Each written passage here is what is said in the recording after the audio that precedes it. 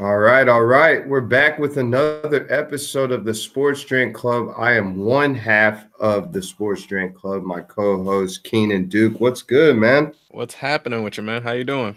Just trying to stay warm. Yeah, We've had some cold. real tricky weather here in California. I don't know what the heck's going on, but soon enough we'll have our sunshine back. I'm not tripping about it. I think we'll have basically the rest of the year be nothing but sunshine. So, I think we're good. We just got to stay with it a little bit longer. Well, a lot of things happened over the weekend that we definitely have discussed. The start of the AAF, the allegiance of American football. For all you people out there who thought football was done after we saw the Patriots win the Super Bowl, well, guess what? It's going to keep going. And for all you football junkies out there, that's good for you. For all you betting junkies out there, that's good for you too, because guess what? You can bet on them in Vegas, but a lot of things to talk about. We got the AAF, we got Kyler Murray, Kareem Hunt is back in the NFL, and of course, each episode that we're going to have this month is a tribute to African American athletes that we feel like have influenced not only ourselves but the sports community. And we will be talking about at least one, and in this case tonight, two athletes. For Black History Month, as we will celebrate the excellence of African American in athletics. First things first, man. Kind of want to dive into this AAF, man. You know how much I love football, and it just keeps going. It does. I have to say, I'm not upset upset about when it. you watched the game? Where were you at? I was at home watching it, and I honestly didn't even hear about it until that Friday. I didn't even know anything about the AAF league. I hadn't heard about it, hadn't seen anything about it until Friday night or Friday evening. I was about to leave work, and I'm on the internet, and I see this little thumbnail at the bottom of Bing, and it's like AAF, and I was like, "What the heck is that?" And I click on it. It was like, "Oh, it's a new football league that's starting up tomorrow." I was like, "Okay, I guess CBS has the rights to this thing, and they'll be airing it." Like, I don't know. And so, obviously, I didn't think much of it, but then I think, as everyone by now knows and has seen, that huge hit that happened. Absolutely. I know it was all over my Instagram feed, all over my Twitter feed, on Facebook. Everybody was just, it seemed like the initial reaction was like, yes, this is what we've been missing in football. This is real football, because we got to see this gladiator type hit that happened where, guess what? There was no flag. Yeah, I mean, it's like the optics of it were just so alarming. It's something that you just don't see in the NFL anymore. This linebacker just comes off the edge, and this quarterback's just left completely vulnerable, just on a complete island by himself. There's literally no one within 5 yards around him in any direction. And this linebacker just has a free shot at the quarterback and absolutely takes complete advantage of it and lights him up. And just the optics of seeing the quarterback's helmet go flying as well as the football, it was such a jarring image. It was just we've just been missing from the NFL, and to see that hit, and then on top of that, not see a yellow flag fly into the frame at all. Right.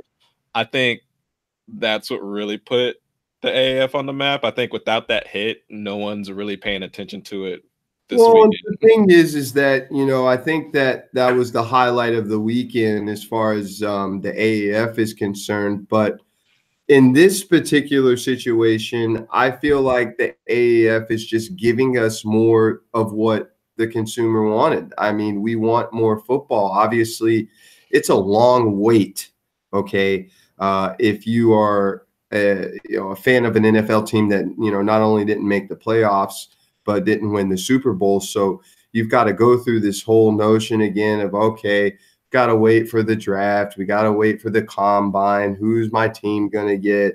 And then you've got the Hall of Fame game that happens, which is preseason. Go through that whole deal. And then the football season starts. This actually just makes the consumer a little bit more, in lack of a better word, and, kind of cures their impatient, Mm-hmm. you don't have to wait for anything, because guess what? Now we've got football, we've got basketball, we've got baseball that's coming up, we've got hockey, and football never ends. And this is exactly what we've been looking for this whole entire time is football year round. Who wouldn't like that? I love it. You love it. Vegas loves it. The fans love it. The only thing is, if anybody doesn't know anything about the AAF, this is a new football league that really allows the opportunity for football players who were on NFL rosters, who might have not necessarily made the 53-man roster, maybe in a practice squad, maybe been cut in training camp. So you also see football players who were highly touted and drafted in the NFL who basically want to end their career on a high note, maybe not at the highest level at the NFL, but they get an opportunity to make a little money, be on TV, and still showcase their talents. And then there's also that small pot of players who are looking to get that second chance or looking to get a chance. Period. Yeah, it's a place for a lot of undrafted players to go. Absolutely. I think that it's great, man. For what I saw this weekend, I did see, I believe it's called the team's called the Birmingham Iron. Yep. That's one of the 8 teams that's in the AAF, and Trent Richardson scored the first touchdown in AAF history, which to kind of see that and how his career turned out, being a first-round pick for the Cleveland Browns, and he kind of bounced around a little bit, to kind of see that it was a good feeling.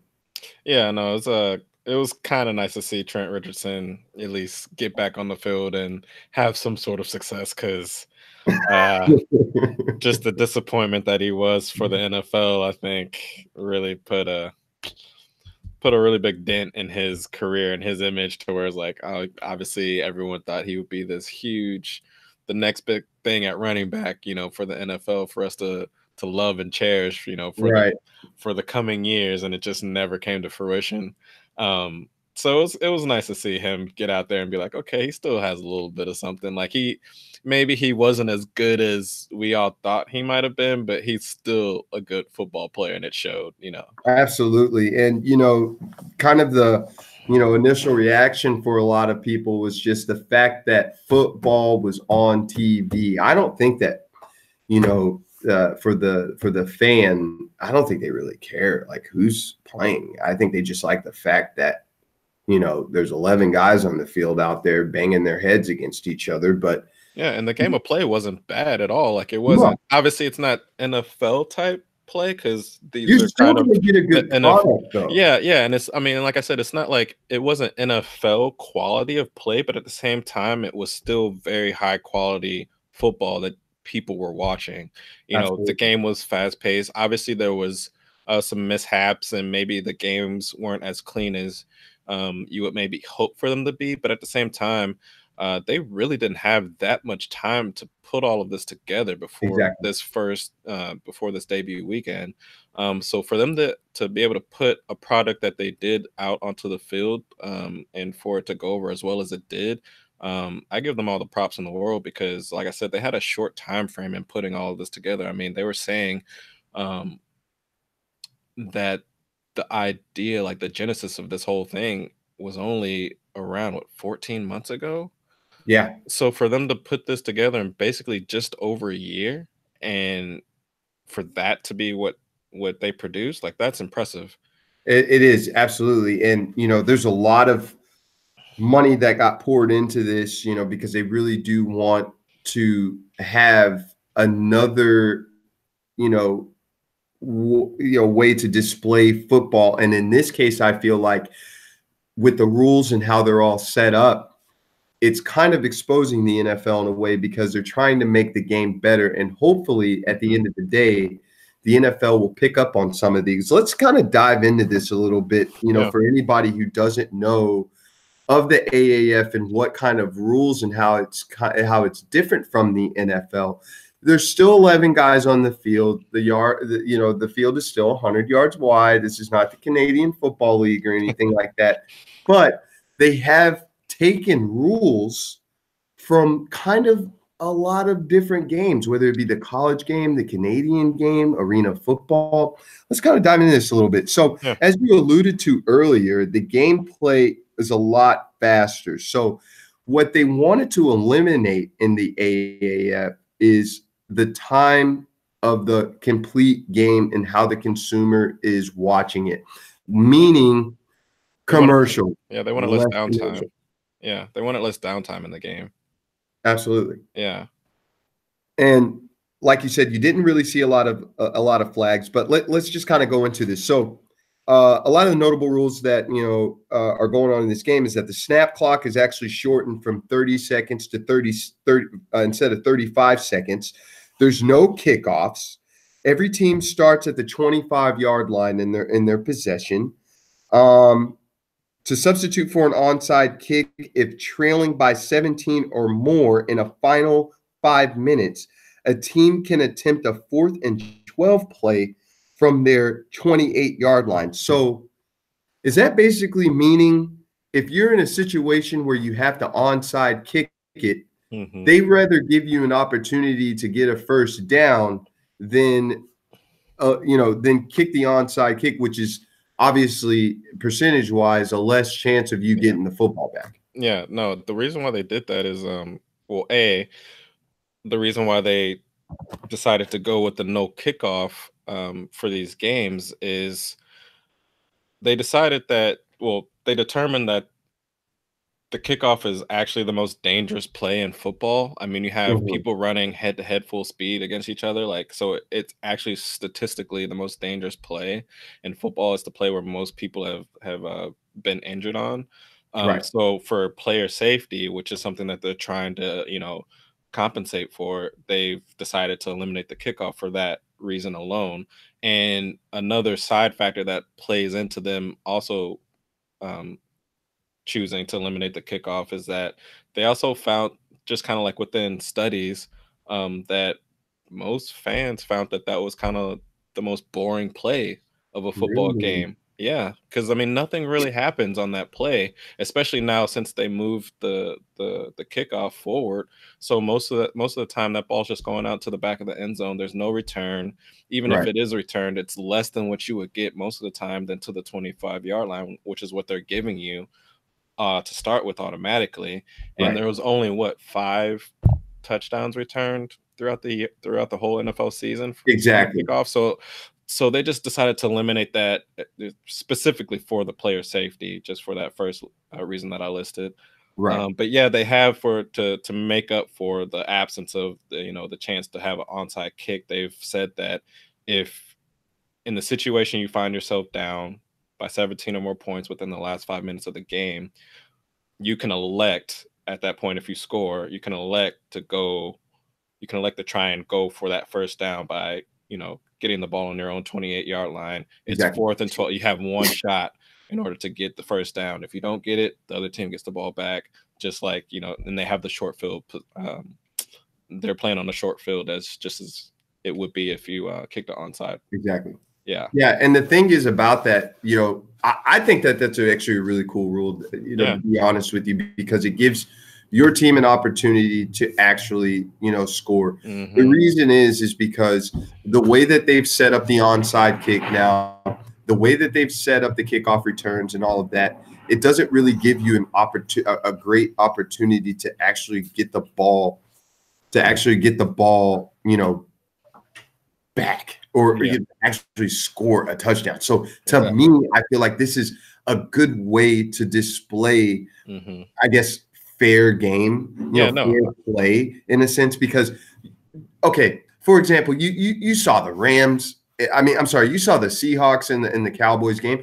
Seahawks scored late in the wild card game. And the next thing they have to onside kick it. The guy didn't even have a chance. Now, granted, Sebastian Janikowski was out with a busted hamstring. He's out with a busted hamstring. They had this guy that was in there who was basically drop kicking. But let's just say, in a perfect world, Sebastian Janikowski was healthy and he was able to onside kick it. The chances of them actually getting that kick is like slim to none now, it's especially so with rare. the new rules. So I actually do like this rule. I know some people probably going to think it's a little quirky because they're so used to the NFL, but if you really think about it in hindsight, it's actually a great idea. Yeah, no, and the thing is, I actually don't think people think this is such a bad idea, even with the NFL having their rules with the kickoff as it stands, just because, like I said, I think the kickoff has become so useless basically at this point that no one even really cares about the kickoff anymore.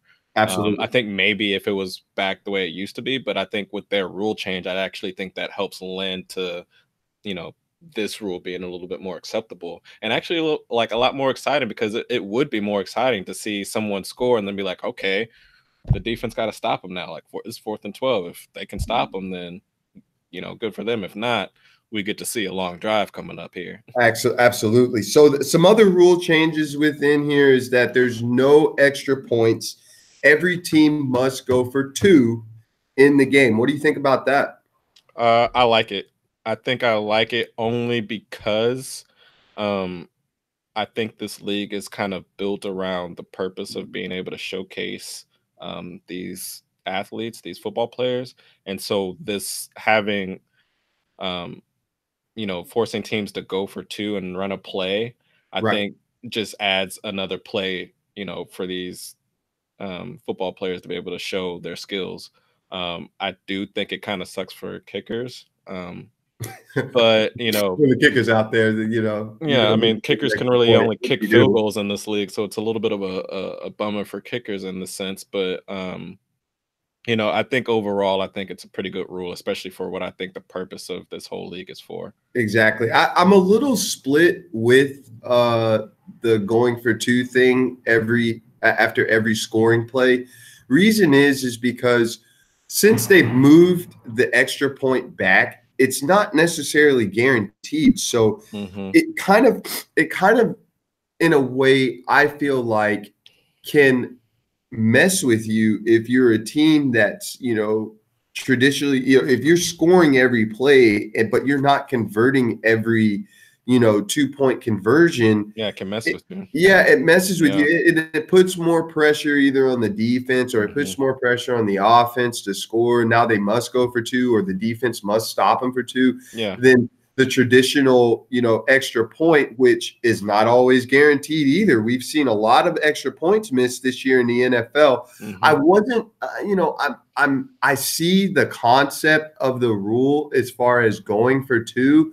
I don't necessarily like it that much going for 2. I feel like going for 2 is something where, it's an element of surprise. Oh shit, the team is coming out and they're going for 2. We have to kind of adjust. Yeah, I like that too.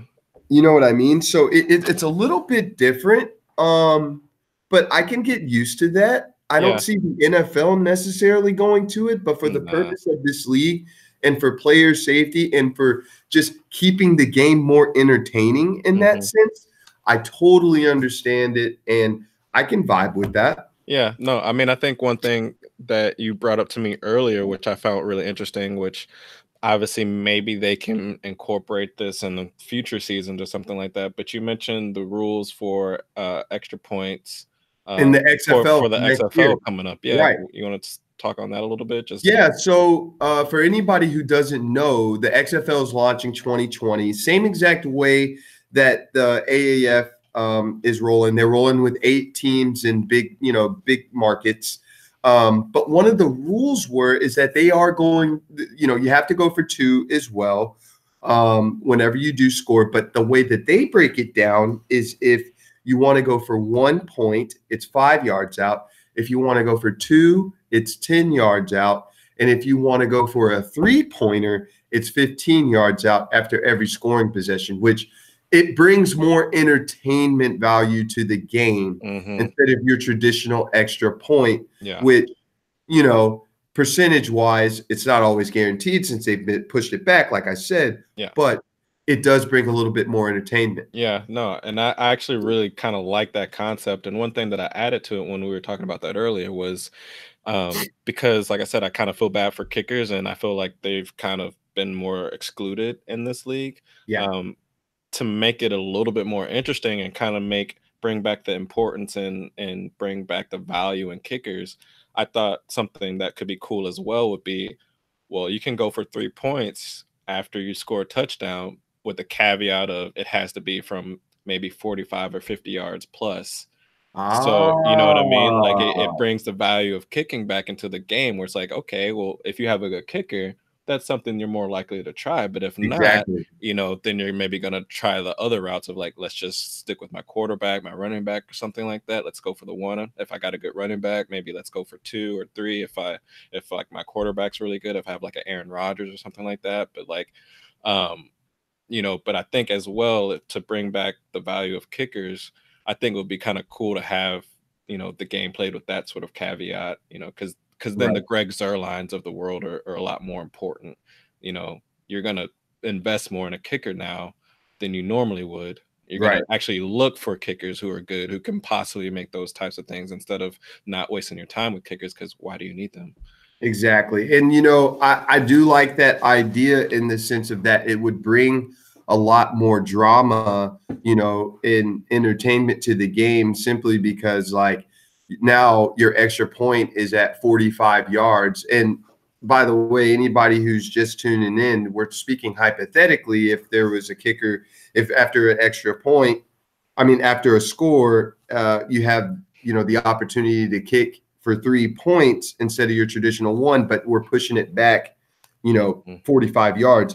I think that definitely, would bring a lot more value to the kicker and it would put a lot more pressure on the kicker as well. Cause Yeah. now you have to go out there and drain this 45-yard, extra point that counts Hmm. for three Hmm. instead of your traditional one. Hmm. So I do like that, but we don't have a ton of money to where we could just invest in our own league. But that's an interesting concept that you brought up for a rule that Yeah. could happen at some moment in Yeah. time. Now, we want to dive in another thing about overtime, which has definitely been a topic of discussion in the NFL, especially what we've seen in the playoffs this year. In this league, okay, both teams get an opportunity to score, just like college. The max of two possessions, that's not like college, and it can end in a tie. So basically, we're shortening the game. You have to score. It puts a lot more pressure. I believe they start off at maybe the 20-yard line or Start the off at the 10. 25-yard line. They start off at the Huh? 10. They start off at the 10. Oh, they start off at the 10. Okay, Yeah. so now it's even more shortened. So you have to stop them. So Yep. that definitely puts a lot more pressure on the defense to stop them. And obviously, your chances of scoring is a lot higher. And it kind of gives that, like I said, it kind of gives that entertainment value to the game Hmm. if you're watching it in an overtime instead of, the first, what was the NFL rules is now, if you don't score on the first drive and you kick a field goal, the other team has an opportunity to tie or to win the game, Hmm. which in the NFL world, I don't like I it. like, I'm okay with that rule I simply hate it. because I know you don't I like it, but I I absolutely like hate it. that rule. Because if you're kicking it off to a team, okay, and they down it in the end zone, they get it at the 20-yard line and they drive 80 yards to, score. Hey, I feel like you deserve to lose. I mean, Nah, it's an because 80-yard drive. the reason why I don't like that rule is just because I just hate that you don't give another team the chance to combat that, because you can say, while you sit there and say, "Oh, you know, we just got it on the 25-yard line and drove down on your defense. You deserve to lose." It's like, well, let me see if my offense can do the same thing to your defense. Exactly. But you're not giving the other offense to prove that the other defense can't hold them as well. So I Exactly. think it's just completely unfair and left completely up to chance on a freaking coin on whether Right. who gets to, have that chance to prove a defense can't stop you. And if you're up against a great offense, I think it's just extremely hard for a defense to hold you, especially if it's the situation where I think I forget who found themselves in the situation, but I think it was maybe the Chiefs, where Yeah. they had ended the game, the fourth quarter, with their defense being on the field, and then the defense has to go right back out there. Right. So they'd had zero break. So I think, in a situation like that, can you really blame the defense because they didn't get a break simply because of a coin flip? Like, no, I think you should have the ability to at least rebuttal a team scoring. Yeah. I think if the team doesn't score and then on the flip side you do score, then yeah, you can win. But at the same time, I feel like if a team scores, the other team should have a chance to rebuttal that score and at least score a touchdown or a field goal to match. Well, it's funny that you my bring that up because that weekend, that championship weekend, we got an opportunity to see 2 overtime games, and where this rule comes into play with the NFL is that in the NFC Championship game, we saw the team who got the ball first in that game, and they did not win the game. Drew Brees had an opportunity to go down there and drive, but he ended up, getting hit, lost the football. Rams got the ball back, went down, kicked a field goal to win the game. Mhm. In the case for the Chiefs, I think that and I'm not speaking for everyone, I'm more so just thinking out loud in this sense of that the Chiefs had such a dynamic player on offense where he didn't get an opportunity to score in overtime. So we're like, Yeah. oh, well, he should get an opportunity to score, But I've been saying that way before Patrick Mahomes even. Yeah, but I've been saying that way before the Patrick Mahomes was even a thing in college Right. or in the NFL, and because I just think it's absurdly cruel to not give the other team a chance to come back and respond. Well, the NFL did make it better. It used to be the old rule used to be if they kick a field goal, they can win the game. That's it. Yeah, I mean they made it better, but if you're gonna make that rule, why not just? To me, my rule change would be you have a complete quarter to play, not a full. Maybe you shorten it down to 10 minutes. Right. But you got 10 minutes, and we're gonna play out this 10 minutes. Who's ever Right. ahead at the end of this 10 minutes, that's who wins the game. If we're still tied, maybe we go to another 10 minutes. And then if there's no winner at that, then I mean, I don't know. But Yeah. I Do you feel think that the NFL should switch it to like how the college game has it? Because there's a lot of coaches that came out after that championship weekend that are in college and said, we've got it right. Our overtime, and how we have it set up, that's the right way to do it, where each team gets a possession, to score. And then after a couple possessions, they have to go for 2. They can no longer kick, extra points. I would be much better with that rule. I'd be totally fine with that rule if that was the case. But as it stands now, I think the NFL's got it wrong. I think everyone else is doing it better. So that's just okay. Well, really one of the biggest changes that we saw this weekend in the AAF is that the fact that they've got a 9th referee, which they call a sky judge, which is basically it's like a drone or something in the sky that basically is looking at the game at a bird eye view. And there is a 9th ref in the press box that has the ability to call penalties or tell the head ref to pick up a penalty. So if there was we're going to go back to this NFC Championship game with the egregious call that was made. Yeah. If that was that situation, the 9th ref would chime in and they would say, hey, I believe that is a penalty. You need to call that. Is that not correct? Yeah, no, that's exactly what that is. And to go back to what you were saying earlier, where this league is kind of showing up the NFL in different areas, I think this is the main spot. Yeah, this is the main component where they're exposing the NFL and having this component a part of the game to where they can account for errors like that, right. To where it's not an error. They fix it right then and there. It's not an issue, because I think that's what plays into the fans' frustration, is that we can see this. Exactly. Why can't y'all? Exactly. So to have the ability to have someone to see what the fans see and correct whatever mistake there is, I think that's hugely important towards just making the game of football a little bit better and less frustrating. Yeah, and I also understand that there's like a time limit to how much, there's a time limit to how much they could look in a play instead of this challenge play where there's, 2, 3 commercials that are in between and everybody pan into the crowd and they're showing like 8, 9, 10 different replays and all that stuff. I think they're on a time limit as far as, okay, somebody challenges the play.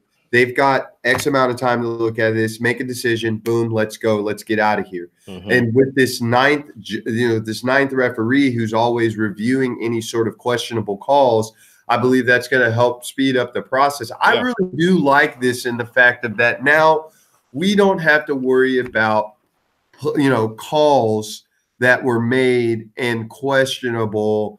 And there's no, you don't have to, we don't have to bring in this, rule where, I want to challenge a penalty. There's no, I feel like you don't have to challenge penalties. Have this you have to waste a challenge flag on penalties. Yeah, just have this ridiculous. Just have this ninth ref be able to account for that type of thing. Like I said, like there's no need to waste time on having to have a coach throw a flag for them to have to, go to the booth, review, look at this replay, which it seems like they just stand there in general and just wait for confirmation from they're like looking from like New York. Like, what are y'all looking at it? But at the same time, you see them just kind of like standing there waiting, and it's like, what the heck are you waiting for? We all see what the call is, what should be the call. Like, why aren't y'all making the call? It just takes too long. And so to have this guy judge who's, like you said, while the game is happening, they're just reviewing plays as they go, and if something happens, maybe they call, they put a stoppage to the game really quick, radio down to the, to the head ref and be like, hey, you missed this call, make it, or hey, you need to pick up that flag. It wasn't a penalty. Let's move it. Let's keep the game going. And what I don't think the Sky judge is going to be like. I don't think it's going to be a situation where, okay, there's holding on this call. Throw a flag on this. Hey, no. The guy, put his hands to his face mask. You missed that one. Okay, let's do it. I think it's more obvious calls. If somebody gets their face mask yanked and they miss it, a pass interference, a blatant hold, some sort of, a necessary roughness after the game, or unsportsmanlike conduct that, maybe happened behind the ref's back and they didn't see it. Those are the type of calls I feel like this, the Sky judge is going to pick up. It's not going to take away from the game as far as making judgment calls. If there is a flag that was thrown on a pass interference and it was, half and half, in between, it could be, it could not be. I don't think that the Sky judge is going to get involved to where, okay, you need to make this a pass interference. I think it's more obvious, blatant calls that are missed a lot in the NFL. And now we could go back and say, hey, you missed this call. It was pretty obvious. Don't know why you didn't throw the flag or pick up the flag. Probably not a pat, stuff like that. So it's going to speed up the game a lot, and it's going to make the game a lot cleaner in that sense. And I believe in the future, the NFL is going to end up picking up on something like that. But really the last rule that, is a notable one is they're concerned about player safety. Obviously, there's no kickoff return. There's, all that stuff. But the defensive restrictions, which I'm a little half and half about it, because I do like the idea of just having a full out blitz, but no more than 5 players can rush the quarterback. You can't blitz for more than 2 yards outside the line or 5 yards back from the line of scrimmage. And any player lined up on the line of scrimmage is considered a rusher regardless of if they do or not. So a lot of different aspects of this. I know that they're trying to make player safety a thing, but I don't want them to take away too much football. But at the same time, I can understand why they made these rules. Yeah, I mean, that was kind of one of the rules when I looked at it. I was like, I don't really know about it. But when they kind of explained it, it kind of made a little bit more sense, where they said the reason why they decided on this rule was because, like I said, they're trying to take in player safety a little bit more, and specifically the quarterback, where they don't really want quarterbacks getting, completely obliterated because Even though that dude got blown up. yeah, it still happened, and that's the fun part is that even with that, like even with the supposed you would think a hindrance on defense, you actually still had a lot of big hits in this, Absolutely. in the games that were played. So it's kind of interesting that it still worked out that way.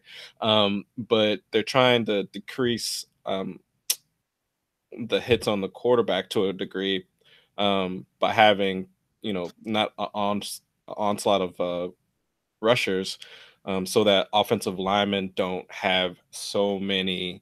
It's like a learning curve. We all know that linemen have like a learning curve that they go through. Absolutely. So to take less off of their plate, if so to speak, they've lightened the load on how many people can rush the quarterback.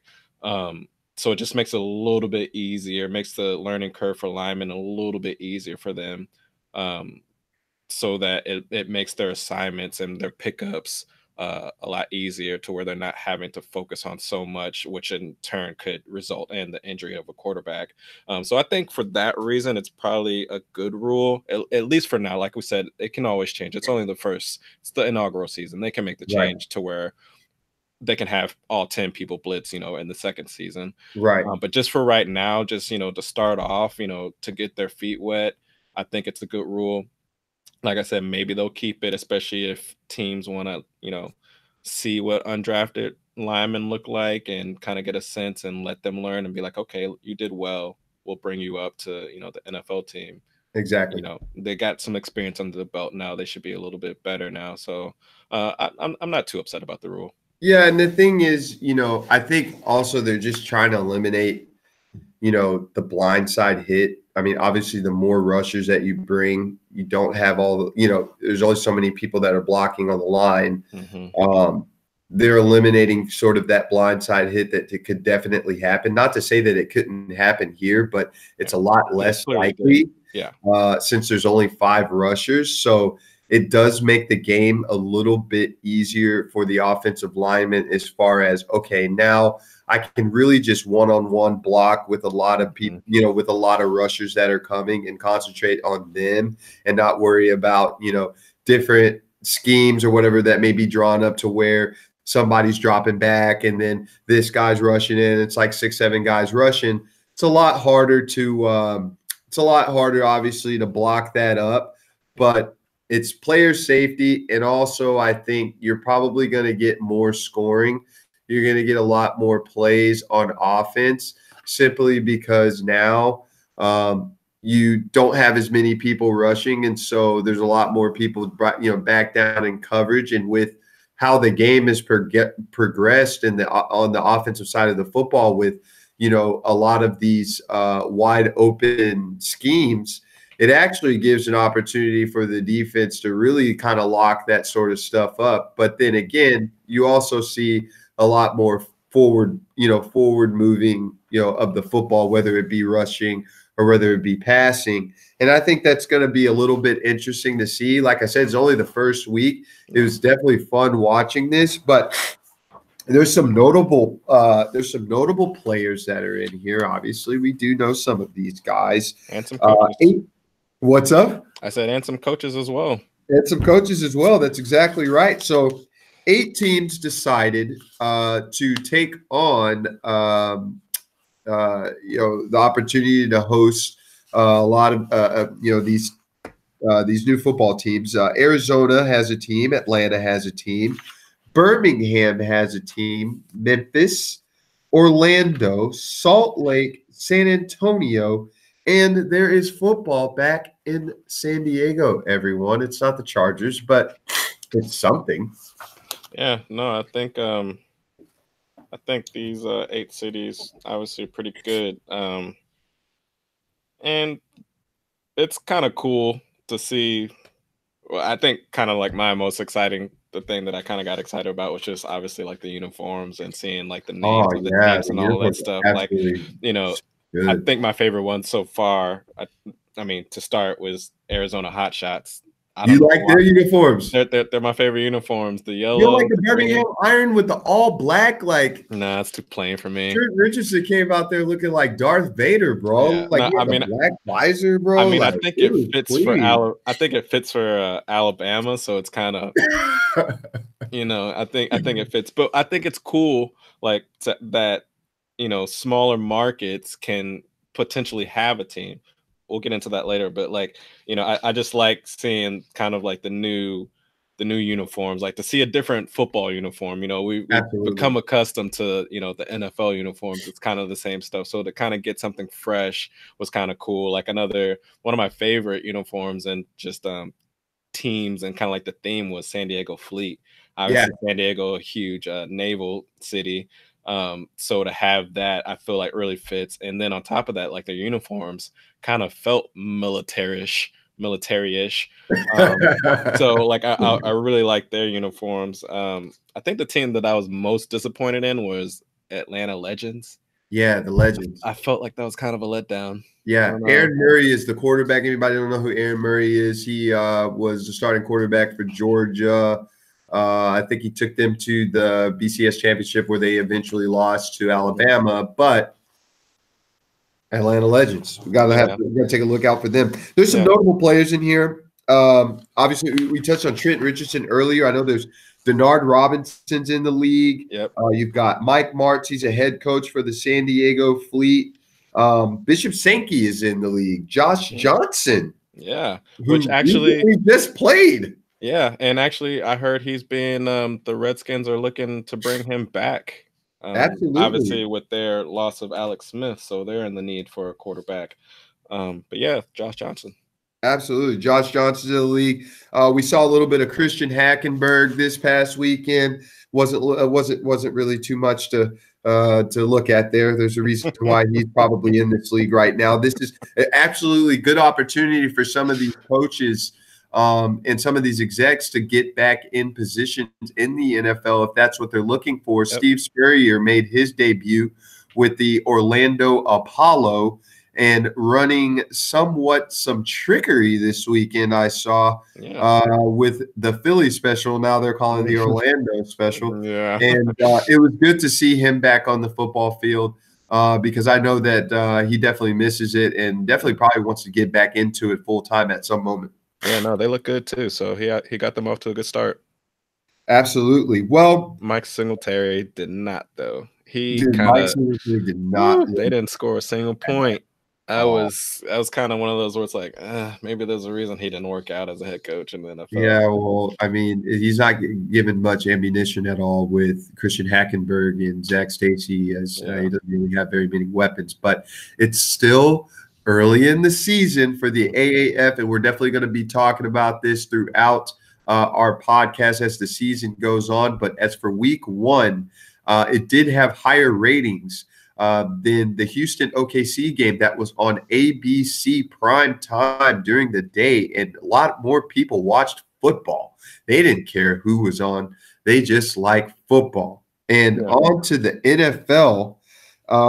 Actually, before we move on real quick, I just want to kind of hit on and we can go over this quickly, just how you feel the AAF and what their kind of purpose is and kind of like the potential they have to grow. Like what do you think? Where do you see the AAF going? Like, do you like it? Do you think they're headed in a good direction? Well, I think that the AAF has got, the potential to be that other league. We've kind of seen this happen before earlier in the NFL history with the USFL, and a lot of great players came out of the USFL, notably Steve Young, Herschel Walker, just to name a few. And you saw the impact and how it made the NFL more competitive and better in a sense. They got a lot of players that obviously went on into the NFL. Some of them were Hall of Famers. But what I believe that the AAF is doing is they're giving the opportunity for those guys who got cut from a team, who may have not been scouted, who may, have the ability to be on an NFL roster, but due to whatever, is going on with that team or whatever, just simply didn't make it. Gives guys who, maybe had a troubled past to try to give them an opportunity to get back in the spotlight, to showcase their skill set to an NFL team to potentially get an invite to camp and possibly make a roster. And then also it's got just the 4-year college person, who is really good at football, who was not good enough to play in the NFL, but could still chase after their dream of just playing football professionally and making a little money while they're at it, So the AAF's purpose is to give every one of those guys' situations that I just named an opportunity to play football at a high competitive level. Okay. Because after college, if you don't go to the NFL, then what else is there? I know that there's the Arena Football League. I know that there's Canada, but let's just face it. Everybody's not going up to Canada. Everybody's not going to the Arena Football League. There was a couple spinoffs of pro football leagues that tried to work out, just didn't work out. But with as much experience on the exec level, I believe that they got this right because you've got a lot of NFL minds that are coming together to create this league, and it's got a great foundation from the beginning. This is not just, a few people who were like, okay, we're just going to come up with this thing and, try to create a football. This is not the first stint of the XFL, like how Vince McMahon tried to do it, where they had, cheerleaders out there, gimmicks and all that stuff. Yeah, cheerleaders out there with cloths around their, top, and the coin flip was actually a skirmish to go get the football out in the middle of the field. It's crazy stuff. No, these are actual football minds who have a lot of experience at the NFL level or at the college level, who are coming together to create a league to give opportunities to players who are seeking to get back into the NFL, who are either squeezing the last life out of whatever football that they want to play, or just the guy who used to play in the NFL who still wants to play, who can't make a roster and doesn't really care about it. He just wants to play football. And with all of these players that are getting in, we're going to get a good product. I mean, we've seen these names before in college. We've seen these names before in the NFL. And everybody that's out there knows how to play football, okay? And just like how football is a game of numbers. Okay. So somebody goes down, opportunity for the next man to come back up. So it's not always guaranteed that every guy on a 53-man roster is going to stay the whole season. We've seen it numerous times where people start off in the first 4 weeks and they get cut. And it's not because they got hurt. It was probably because of performance. Somebody else gets up in there. So for anybody who is trying to keep their skills sharp, trying to showcase that, hey, I've got the ability to play at the next level. And it's a professional football league. You get an opportunity to get paid. Everybody gets paid the same. And I think it gives more incentives to the players. And you really do see who really does want to play, because I believe how they've structured the contracts is that they're non-guaranteed, but if you make it through the whole season, you get what, $200,000, $250,000, something like that. That's a good little paycheck for somebody who is looking to try to get into a league, and you're actually making more money there than you would on the practice squad of an NFL team. Yeah, no, I 100% agree with everything you just said. I think the main thing that you pointed out was just opportunity, Right? which I think players can lose out on while trying to make a roster for the NFL, where you kind of know that coaches already kind of have an eye possibly on who they might want. And so some players might just get more opportunity than others just by that aspect. And you might just lose out just because, maybe you weren't highly touted. So you just weren't given that many chances. So, sorry about you, but you got cut. So if in cases like that, it gives those types of players to say, "Hey, I know I wasn't highly touted. I know I wasn't, this top recruit. I know I wasn't given the opportunity really to really showcase my ability. Here's my chance now." Absolutely. So for players like that, I think it's really, I think that's what this league is for. I think it's also good for players who just aren't good enough for the NFL, but are still very good, like college players who want to continue playing football. Yes, they might not be the best of the best, Right. but they're still very good players. They're players that, while in college, maybe people liked watching them play. Maybe they kind of made a name for themselves in college, but they wouldn't be able to make a name for themselves in the NFL. Well, they can still continue to play football. Those fans of whatever university they went to can still follow them and watch them play some sort of professional football. Um, so I just think it's great for that aspect. And then two, I think the scalability for this league has immense uh, prospects, just in the sense that I think they can grow to be sort of a farm system like league where they can grow to have maybe 32 teams to mirror the 32 teams in the NFL. Exactly. I think they can grow to have professional football in smaller market cities that might be craving a professional football team.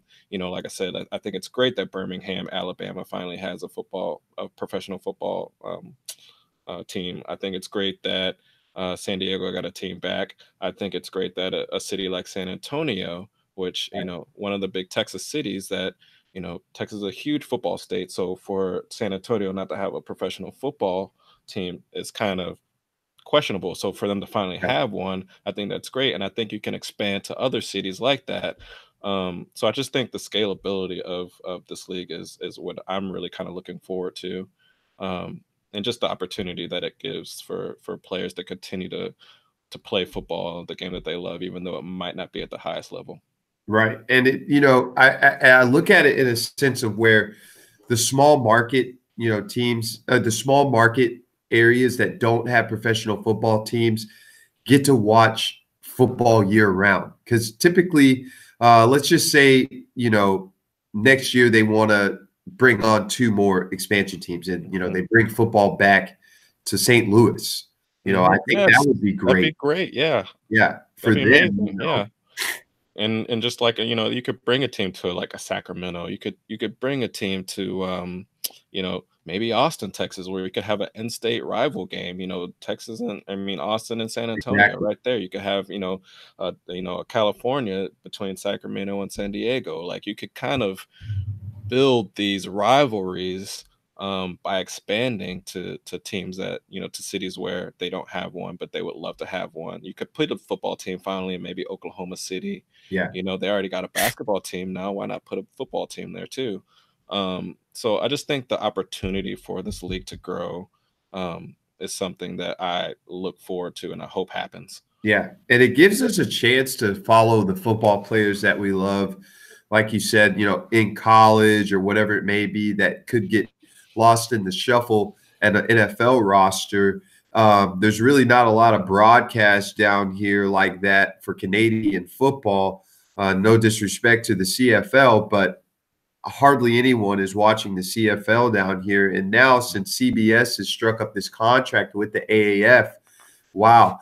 Now we get to watch football on Saturday and Sunday, along with basketball, baseball, hockey, and it's just like it never ends. And Yeah. when the XFL comes in next year with their 8 teams in a completely different league, we're gonna get 4 games a day, Yeah. Saturday and Sunday, and it's gonna be great when that starts. And we'll definitely you're definitely going to hear us talk about the AAF again. It's great just for the football fan. It's great, just for a sports fan in general, and America craves football. And there's so much money in it. I don't know why they didn't do this a long time ago. Yeah. But going into the NFL, Kareem Hunt got signed today for a 1-year contract for the Cleveland Browns. If you don't know anything about Kareem Hunt, he was suspended indefinitely from the Kansas City Chiefs organization in a domestic violence, kind of situation where he kicked his girlfriend and it got caught on film in a hotel security camera. Yeah, the hotel security camera got caught. Everybody knows about this. He is given the opportunity to play football again. Where do you fall on the line of Kareem Hunt? Does he deserve a second chance, or is this a situation to where he should not be able to play football in the NFL ever again?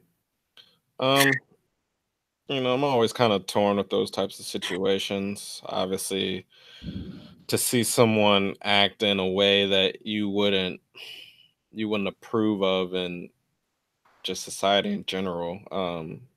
Obviously, that's kind of a tough pill to swallow. Um, at the same time, I think it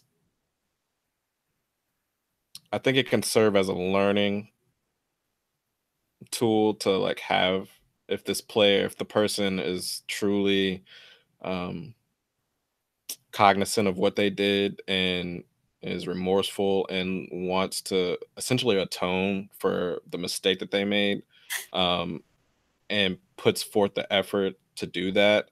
I don't know exactly how, what would serve as, hey, this person has done what they need to do. I don't know exactly what that looks like. But I do think everyone kind of deserves some sort of road back to redemption. And so to completely ex-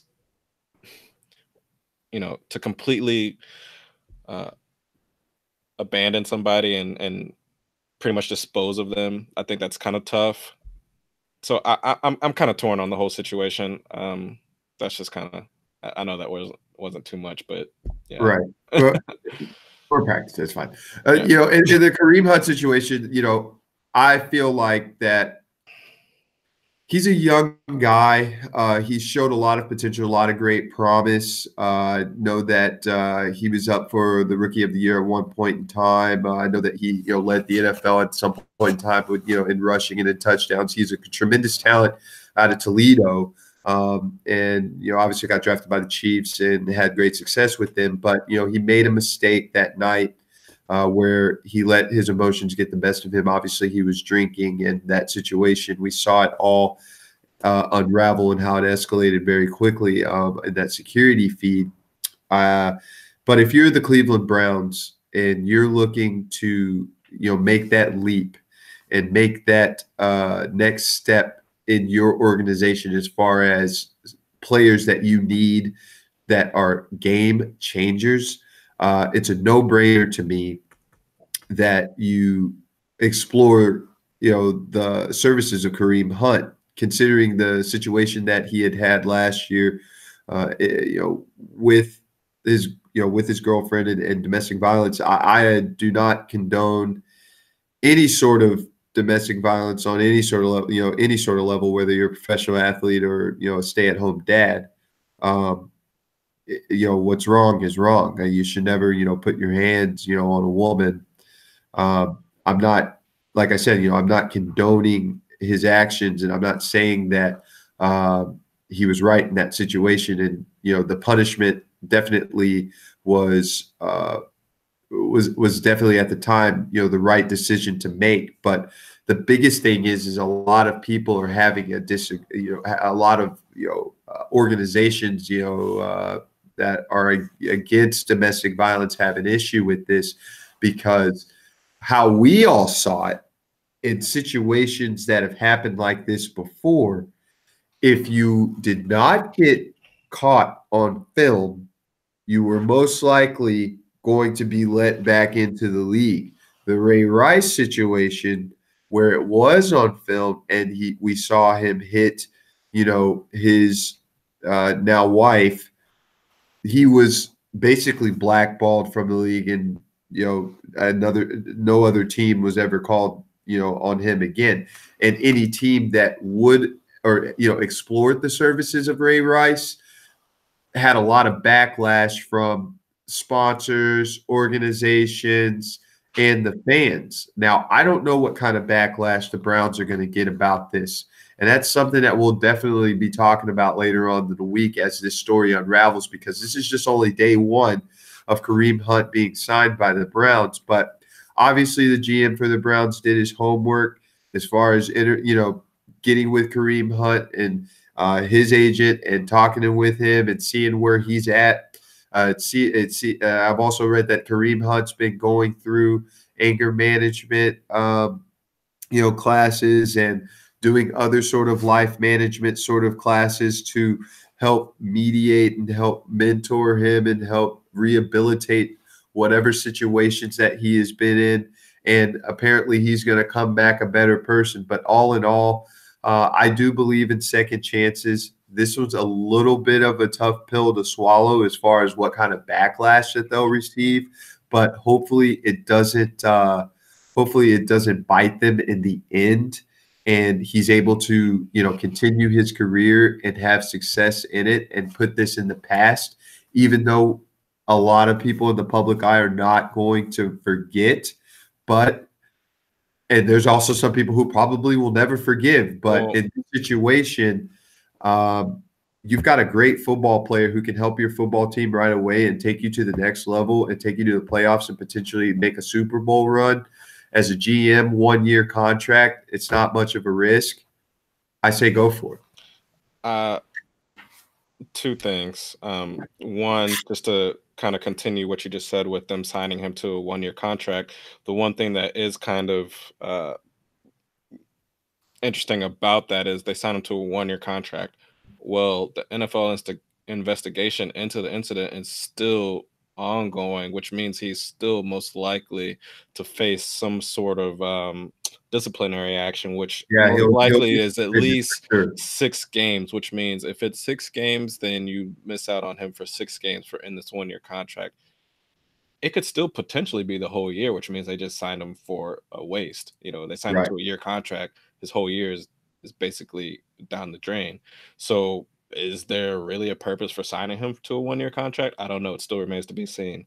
Um, I think it is an interesting sign just because I think people are already excited about the prospects of Nick Chubb and his ability after what he did last season. So, I mean, obviously, to have two backs like that would be great.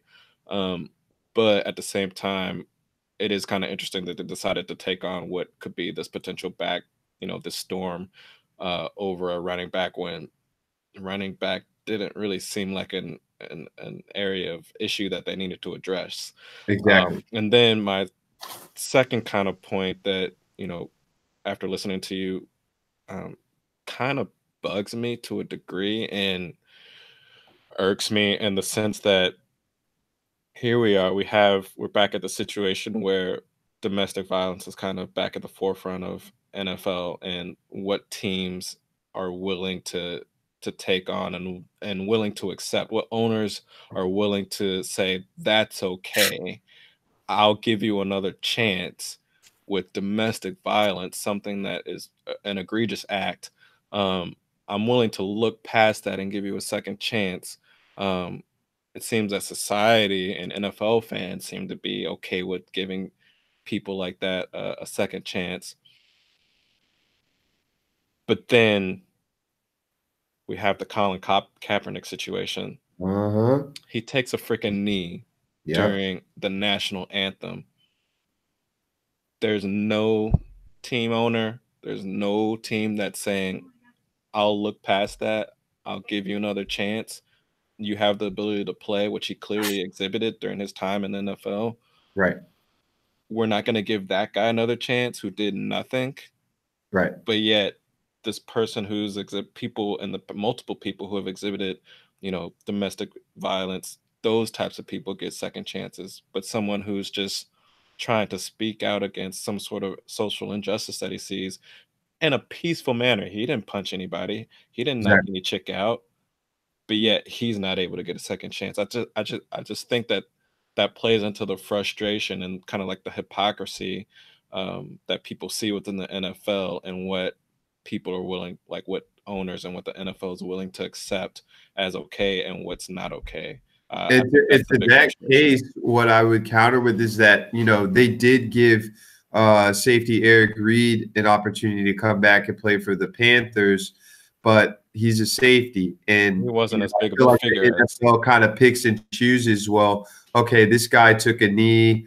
We're not going to blackball him, but somebody who's a quarterback, face of the franchise type player, that's a risk for them, and it does seem kind of twisted in that sense that we're giving guys an opportunity back into the NFL who have domestic violence issues, but we suspend people indefinitely for usage of marijuana, and they get a harsher punishment than someone who uses PEDs or hits women. So it is a little bit of a twisted kind of thought. How does the NFL make this sort of calls? But we all know who the judge and the jury is, and that's Roger Goodell. So that's a whole nother topic for another day. But we definitely would have to get into that because there's some interesting factors to why the NFL sets certain suspensions for certain things. So we'll definitely have to get back into it. But yes, Kareem Hunt is signed by the Cleveland Browns. So we will definitely get back to that as that story unfolds. Another big thing that happened today is that Heisman Trophy winner Kyler Murray has declared himself not only for the NFL draft, but has said on his Twitter that he is completely 100% all in on football. The former first round pick for the Oakland A's when they drafted him in the 9th round had ninth overall. Yeah, 9th overall. Sorry. Who had all of their eggs pretty much in one basket, knew that he was going to go play football at Oklahoma for 1 year. He ends up winning the Heisman, and then all of this speculation of him maybe not playing baseball, maybe going back to Oklahoma, maybe he's going to enter into the NFL draft. Basically, it comes down to it that he's going to the NFL, and Kyler Murray is all in on quarterback. What do you think about that? I think it's interesting. I mean, I don't think it's any surprise, to be honest. I mean, I was watching the MLB Network all day today, and obviously they touched on that, and not a single person was surprised that he chose the NFL. So I think it was to be expected. I think everyone saw that coming.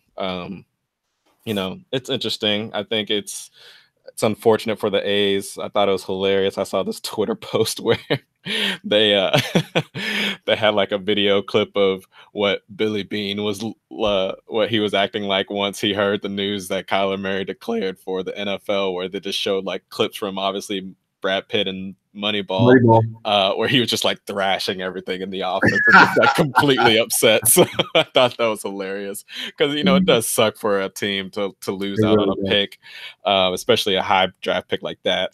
But I don't think there was anything that I don't think it's anything that they didn't foresee. He has to give back his $4.66 million signing bonus, but I guess his reasoning is he'll probably make that back within the NFL signing bonus as well, if he goes as high as he thinks he'll go. Which everyone has him kind of pegged right now to kind of go within the first round. So I mean, I didn't really watch too much of Kyler Murray. Again, he only had 1 year where he really played and showcased his abilities. So I think that's a huge question mark that NFL teams have to take into question. I don't know. What do you think about it? Well, the thing is with Kyler Murray is that, I believe that he's always had a passion for football.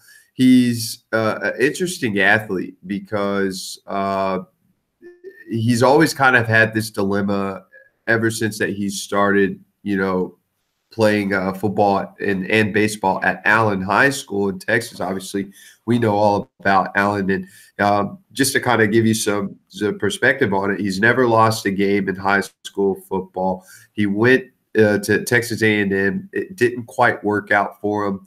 ends up sitting out 2 seasons because he's backing up.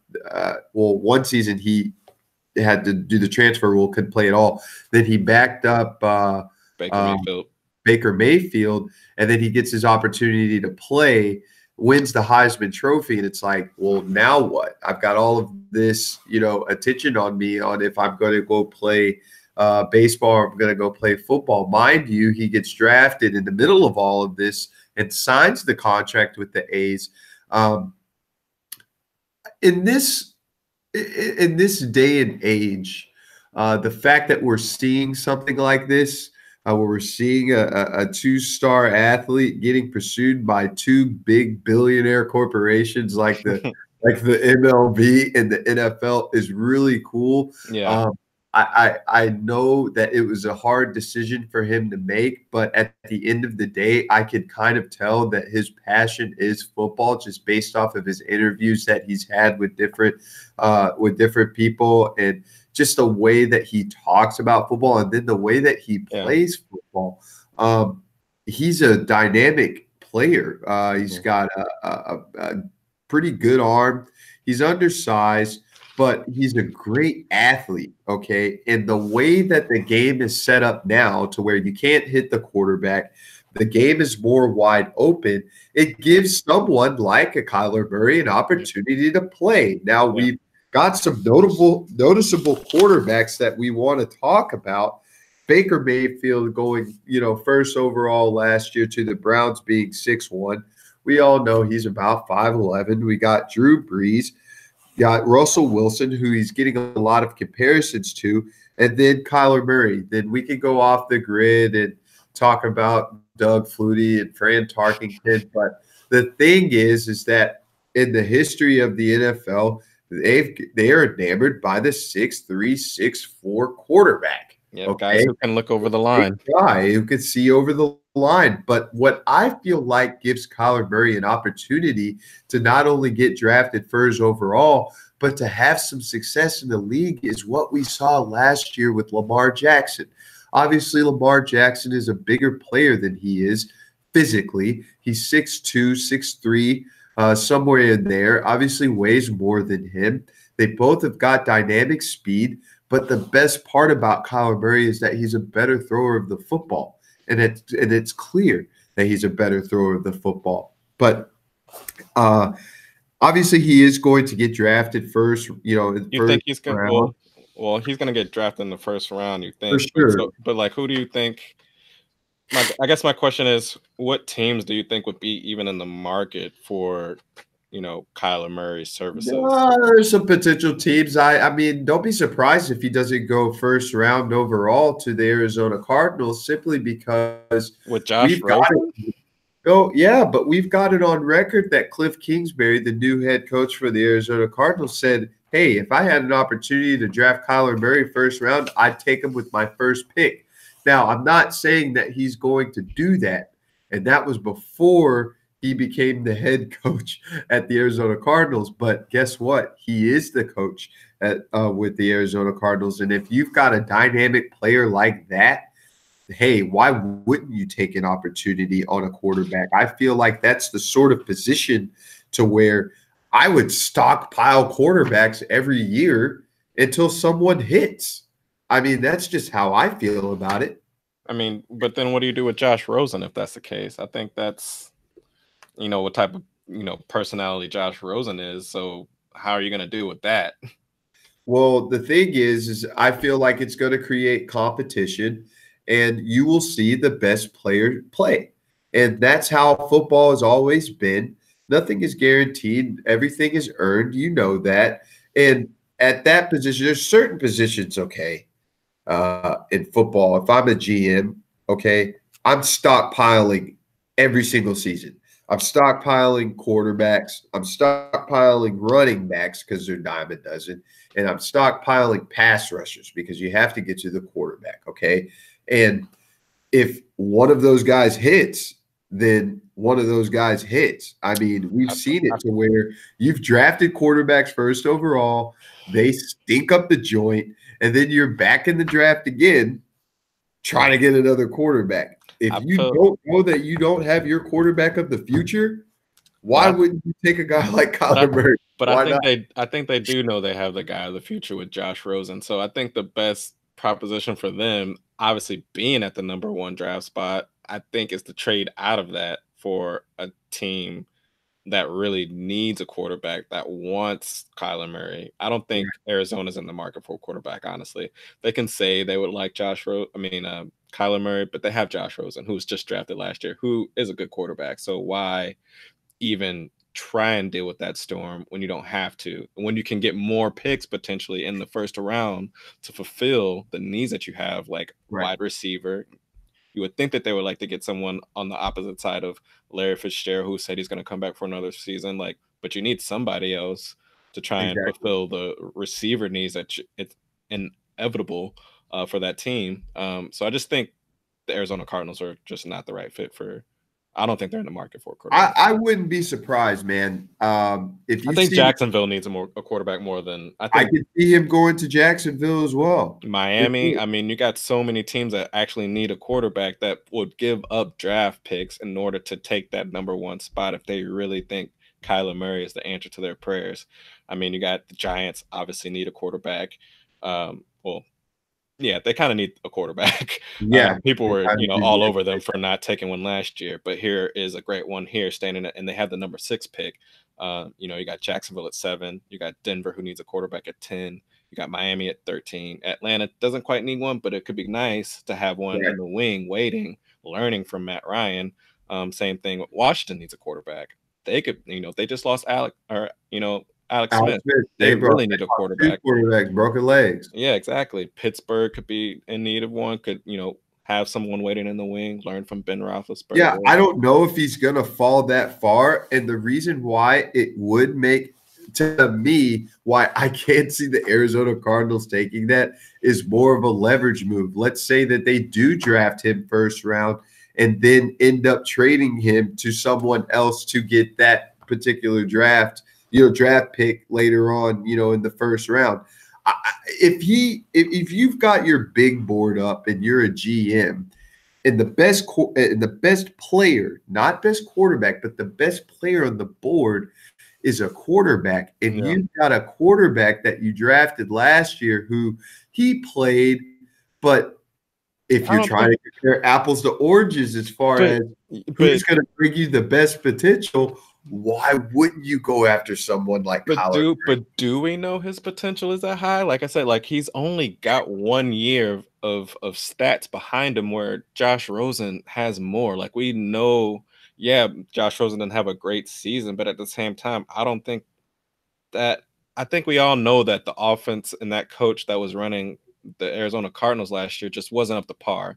He wasn't fit for the position, for the job. And I think he just did the whole Cardinals team a disservice, especially Josh Rosen. Like, that offense just did not flow the way it should have or could have. I don't think he got the best out of that team. I think the offensive line struggled the whole entire year. Obviously, it's tough for a rookie quarterback to really shine when the offensive line is just letting him down game after game. And like I said, I just don't think the coaching was up to par for what Josh Rosen needed to have his rookie year to really show that he was worth the draft pick that he was. So I don't think you can just give up hope on Josh Rosen just because of what last year had and because Kyler Murray, who, like everyone says, they are already doubting him because of his size, and he only has 1 year stats up under him in college. Like we've seen quarterbacks who play great in college, college seasons ever. But we've seen Reggie Bush kill it in college, and he's a running back, and we've seen him kill it in college. Did it translate to the NFL? No. We've seen plenty of players who have, crazy careers in college, but just don't translate. So I don't think you can really just throw away and bet all your chips on Kyler Murray, who already has the doubts mainly because of his size, and just throw your hat in just because he's kind of got a wow factor to him. Everyone can have a wow factor in college. That doesn't mean it translates. Right. And so we'll see how this thing plays out because Kyler Murray's situation is still interesting within itself. sounds like the Oakland A's are still determined to sign him to this contract, but have the power to offer a major league contract in addition to the signing bonus. Um, I think that ends up getting into like a CBA type of deal. I don't really know how all of that breaks down, but if let's just say that Kyler Murray still wants to play baseball, me personally, I don't see how it's possible for him to play the quarterback position and play baseball at the same time. Bo Jackson did it, but he's a running back. Deion Sanders did it, but he's a defensive back. Even Brian Jordan did it, who played for the Braves, and he was a defensive back. If you're a quarterback in the NFL, I just don't see how that's possible. Meaning, like, given where you have to always be studying, always be looking in your playbook, always be coming up with new plays, always be working out. It just doesn't seem feasible to do both, especially if you're trying to, put your efforts into baseball, which you already know how detailed how that sport could get, and the time that it takes and all the different dynamics of it, and just the length of the season alone. It's going to creep over the NFL season. So you're going to ask my star quarterback to come play for you guys in the playoffs when we're trying to get our season going. It just doesn't it's just not feasible in that sense. So we'll see how this all plays out. I really don't know how it's going to play out. We got to see what he does at the combine. We got to see where he gets drafted. And given the opportunity, we have to see how he performs on the field, which is going to happen really soon. So I'm actually looking forward to that. Yeah, me too. I think everybody is. in lieu, we've got a few moments here, but in lieu of Black History Month, like we said before, we will be basically, discussing athletes, African American athletes that we feel like have influenced not only our lives but just the game in general. Tonight, we are talking about Deion Sanders and Bo Jackson. And it just goes right into what we were talking about with Kyler Murray. I think it fits right in. Yes. Both dual sport athletes. Obviously, you both know. I mean, we both know that they played baseball and football at a high level. Bo Jackson, Royals, played for the Chicago White Sox, ended his career with the Angels.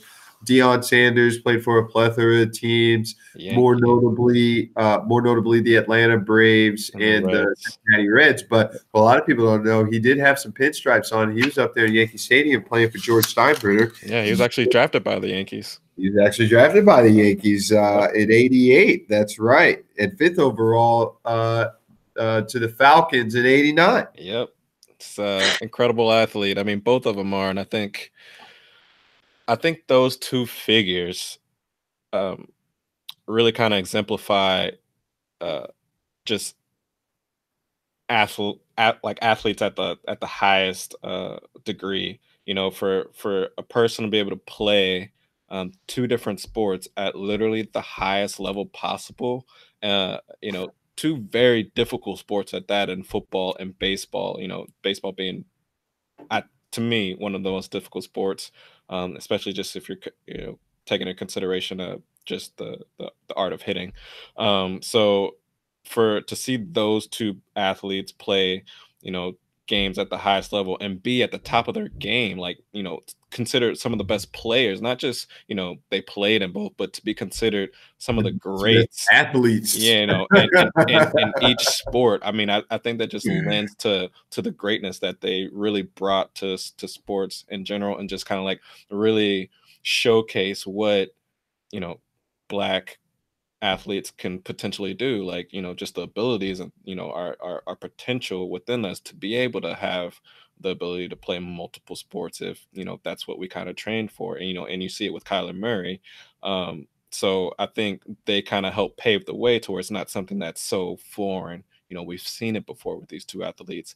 Right. So they've kind of paved the way for the Kyler Murrays to be able to forge ahead. You even saw it to a degree with Jameis Winston. I don't know if a lot of people know this, but Jameis Winston played baseball as well in college at Florida State.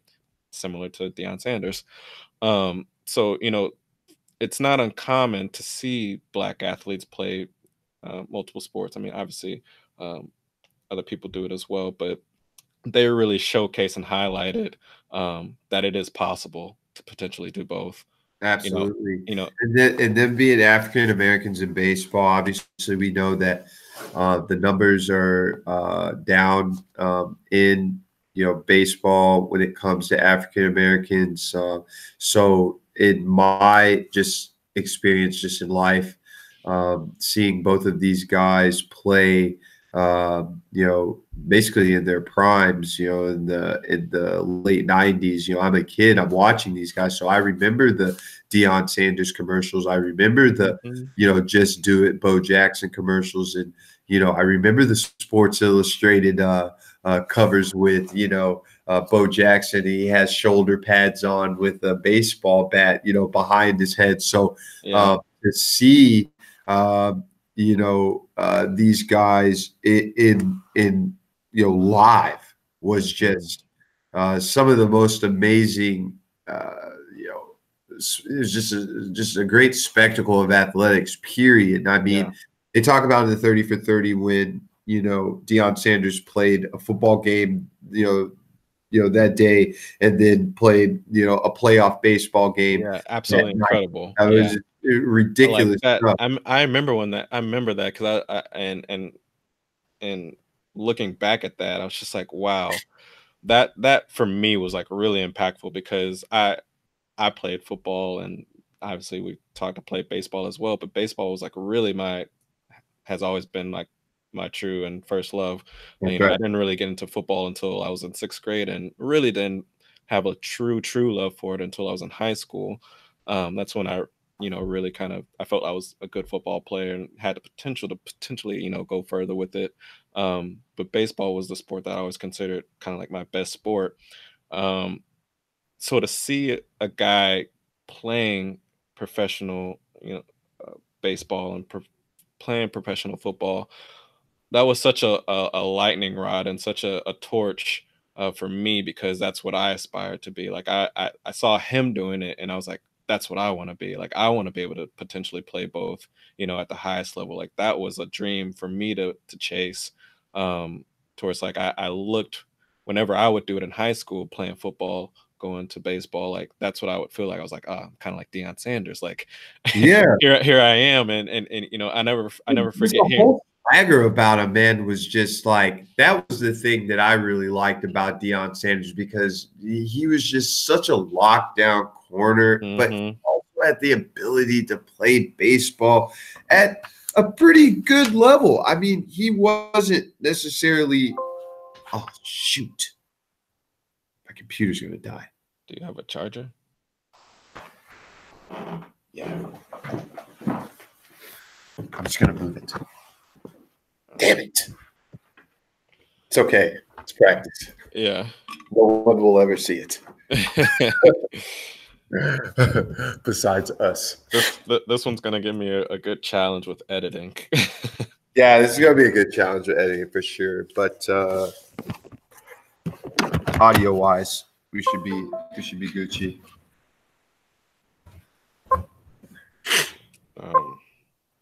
Yeah, let's just speak on this a little bit longer and then we can wrap it up. Yeah. It went a little over, but it's okay. Yeah. It's a big weekend, bro. Am I frozen? No, you're good now. Okay, hold on. Let me put me over here. Poop. All right, let me grab it.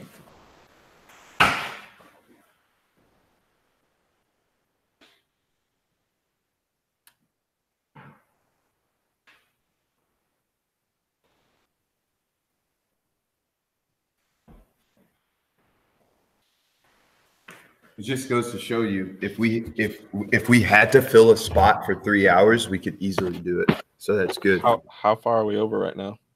Oh, we're not over. I'm just saying, dude, there's a lot to discuss, dude. So, Yeah. we we've got a lot to talk about. So I just think it's good that we're going back and forth about this. But Yeah. I want to bring up something about Bo Jackson that a lot of people know. Like, this is why he's like one of my favorite athletes of all time. Is simply because he made first off, he's a Heisman Trophy winner out of Auburn. He was absolutely just a beast of a football player. We all know that. Drafted first overall to the Oakland Raiders. Okay.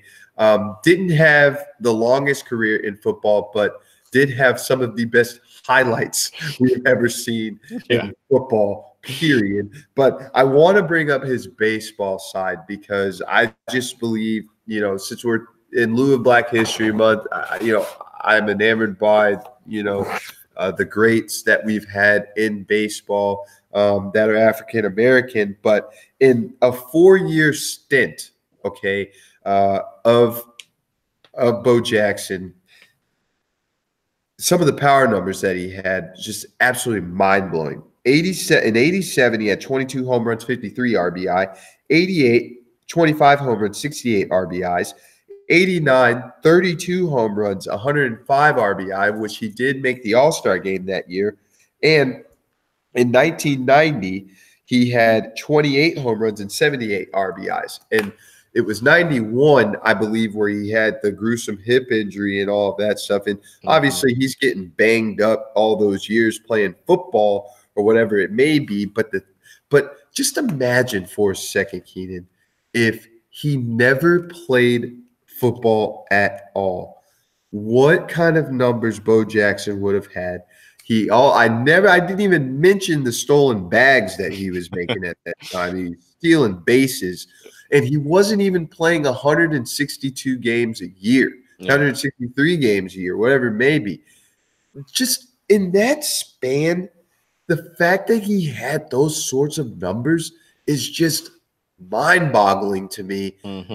It just goes to show you how great of an athlete he really was. And the crazy part about it is that he's talked about this subject. He's spoken on this subject so many times. If he could change it, he would just play baseball. Yeah. This dude would have been a Hall of Famer. Just projections, just based off of just pure projections. No, I believe it. No doubt in my mind he would have had over 300 home runs.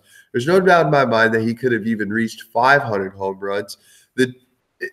It's just crazy. I'm sorry. I agree with you. I mean, he was clearly one of the best athletes we've ever seen in sports, and so I think we were all kind of gypped of his talents because of his injury. I think we all know that his career in both sports were cut shorter than what we would have hoped it could have been. Especially with baseball, like you just said, his numbers, his ability, and I think just his love for the game of baseball really shined in that was a sport that he wanted to play for real. Absolutely. And that even though he knew he could play football and he was very gifted at football, I think just the effort that he put into baseball might have been a little bit more. And that's why you saw the numbers that he had, similar to like how I think we're seeing with Kyler Murray. His love is just for football more than baseball. Yeah, and so he's putting a little bit more effort into football than he is baseball. And I think on the flip side, we saw Bo Jackson. He could have been, like you said, a Hall of Famer had he not gotten hurt in football. I know. Either sport, man. That dude ran over Brian Bosworth, bro. Yeah, kind of ended Brian's career. Bro. Everybody knows that highlight. God. Yeah. Brian's career ended on that one. Yes, absolutely, dude. Got freaking rolled up, dude. Yeah, but to kind of finish off here, again, I just kind of want to speak on Deion Sanders and just kind of how I viewed him and how he kind of played a role in his importance and how I looked up to him as an athlete. Because again, like I felt with me playing multiple sports, especially in high school, playing baseball, playing football, running track, I felt that was someone that I could aspire to. That's the person that I looked up to because just as I was playing all these different sports, I saw him playing all these different sports. And one thing that I remember reading about him one time, which really hit home and connected to me was this. I heard that he had a double header one night, and he played the first game, left after the first game, went to a track meet, ran a leg in the 4x1, came back and played the second game of a doubleheader. And I related to that because I did that on multiple occasions where I would have the track meet early in the afternoon. You know, I would run the 4x1, I'd run the 4x2, I'd run the 4x4. I'd leave there, change in the car into my baseball uniform, show up to my baseball game, less than 30 minutes to go. I had to warm up. There was even a night where I showed up, I was leadoff batter, left for my track meet, changed in the car, showed up to the field, literally hopped the fence, put my batting gloves on, and stepped up to the plate. So when I heard that story about Deion Sanders, I was just like, wow, if he can do it, I can do it. And in moments where I would feel kind of tired and worn down from all the different practices and going from sport to sport, I would just I would just look at him and be like, okay, he's doing it. Right. I can do it too. So I just really appreciate what those two athletes, Bo Jackson and Deion Sanders, brought to sports and what they contributed to African American culture in sports. I think they were really a lightning rod for a lot of people. Yeah, they definitely were, and I hope that a lot of people do, just go on YouTube and go highlight and just go look at some Bo Jackson baseball highlights. Go look at some Deion Sanders football highlights. I know a lot of people say, go even look up some Deion Sanders baseball highlights. The guy wasn't a bad player at all. He describes himself as all right, but to be all right at the highest level, MLB, that's not easy. Yeah, it's definitely not easy. It's definitely not easy. He actually ended his career 263 batting average, played for the Yankees, Braves, Reds, and Giants. He only hit 39 home runs, but here's the thing. He's a two-time Super Bowl champion, 8-time Pro Bowler, 8-time first-team All-Pro, NFL Player of the Year. Yep. And if anybody wants to go on YouTube right now, go look at – he also has a music video out there, man. You should be – hey – people don't know about that, man. Deion Sanders back in the day, must be the money. Yeah, I was just trying to get it every way he could. Absolutely, bro. Definitely go check that out, man. But these are two athletes to me that, changed the way that you look at the two-sport athlete. And obviously, we're going to give an honorable mention to Brian Jordan as well. He was actually my favorite player for the longest time because he played for the St. Louis Cardinals, which St. Louis is where I'm from. And funny story, just real quick, because he was my favorite player, I was at a Cardinals game and went down. I wanted to get his autograph. I was there with a friend, so we went down to the back of the dugout, trying to get his attention. He finally turns around. And in my moment, to be able to ask, Brian Jordan, can I get your autograph? I completely froze. I just looked. How old were you? I was like 7. I was like 7 or 8. I was like really young, but like I said, he was my favorite player. And I absolutely love Brian Jordan. You can ask my parents. I was obsessed with Brian Jordan. And I had this moment to be able to ask for his autograph, and I completely froze. I couldn't say a word. You didn't even hit him with that? You hit him with that? Nothing. I was just kind of like, just couldn't get anything out. Here's your opportunity, like one of the he is considered one of the best two-sport athletes there. You froze up. I did. Dude, that's hilarious, man. Honorable mention goes out to him, and really, this whole entire month, like we said, we're going to be highlighting African Americans in athletics. How they've influenced us, how they've influenced the sport, and how they've influenced the world. And pretty good show tonight. Yeah, I think so. We had a lot to talk about. Yeah, and next weekend our next episode should be fun too, because guess what we got coming up this weekend? What we got? NBA All-Star Weekend, baby. NBA All-Star is this weekend. I can't wait to see my boy Dirk Nowitzki in the 3-point contest. Dwayne Wade has been added to Team LeBron this year. We've got Team LeBron, Team Giannis, basically Europe versus America in a sense, how they drafted it. A lot to talk about there. We'll definitely be discussing that. More AAF baseball coming up. Kyler Murray stories unraveling. And I'm Patrick. I am one half of the Sports Drink Club. Yep. Keenan. It's been a pleasure, man. We're outie. All right, man. I'll let you later.